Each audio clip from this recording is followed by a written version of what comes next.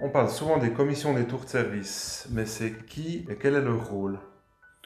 Alors, c'est une très bonne question. Il est important de préciser que les représentants du personnel, donc les représentants des commissions des horaires ou des tours de service ou dans d'autres, ça peut être d'autres noms dans d'autres entreprises, ils doivent être élus, donc choisis par les travailleurs. Et puis l'Office fédéral des transports, l'organe de surveillance, s'il le veut, s'il le souhaite, il doit voir comment a été élue cette commission. Il veut s'assurer que la commission n'a pas été choisie par un supérieur. Donc ça, c'est le premier point, c'est hyper important que les membres des commissions des horaires soient élus par les travailleurs.